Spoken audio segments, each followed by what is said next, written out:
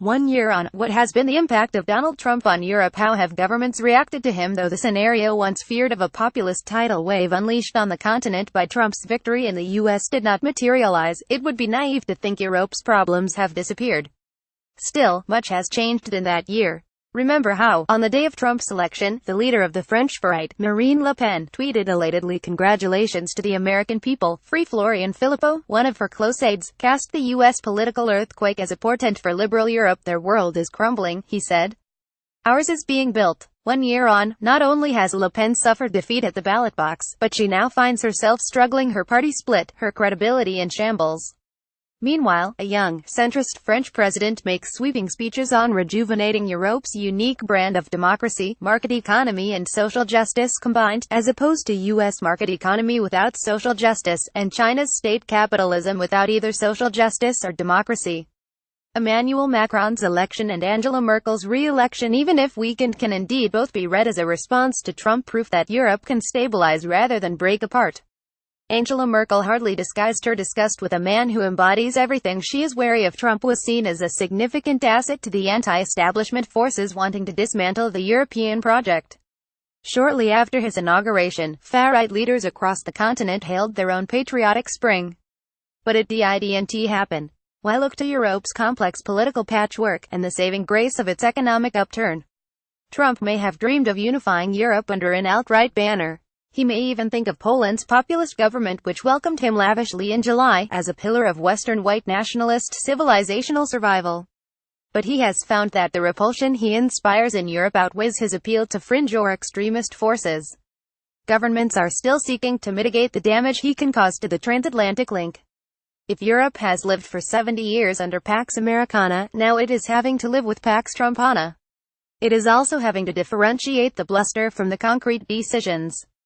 Trump's administration has extended NATO deployments in Europe's east, and for all the talk, has done nothing to upend sanctions against Russia.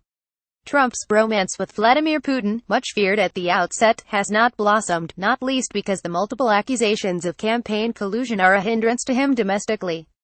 Europe's leaders have learned to deal with him at different times in different ways. There has been the approach of holding the nose and engaging, even to the point of obsequiousness. This is an approach attempted by leaders in Britain and by Macron, whose muscular handshake in Brussels, suggesting distance, was swiftly followed by the red carpet treatment for Trump at the 14th of July National Day celebrations in Paris. Macron has since told Time magazine he has a very good personal relationship with Trump. Britain and France have different reasons to deal with Trump. One needs a post-Brexit trade agreement, another might prioritize anti-terrorism cooperation. Both unite in opposition to Trump's handling of the Iran nuclear deal, and dismay at Trump's withdrawal from the Paris Climate Accord.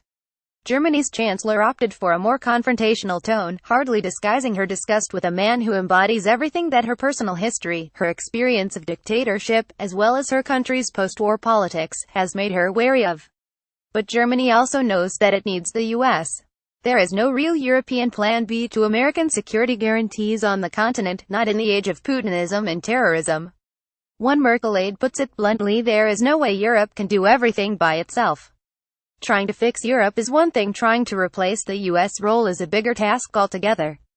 So Trump has had an effect, but it may not be the one he, or we, expected. He has affected the mindset. It may be that Trump's most toxic effect in Europe has been to start a whole new debate in intellectual circles in places such as Berlin as to whether transatlanticism still makes sense. With those questions being asked more widely, it is possible that the signal achievement of Trump will be to open up a new form of anti-Americanism on the continent.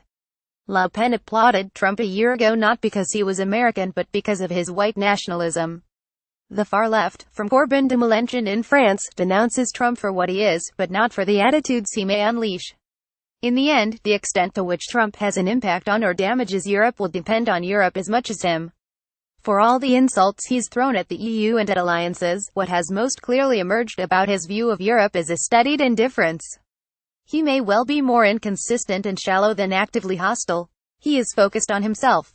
So far he has mostly let his minders, the generals in the administration, handle Europe. Deep down, one suspects, he really couldn't care less about us. There's probably some good in that. Natalie, nougayrède is a Guardian columnist.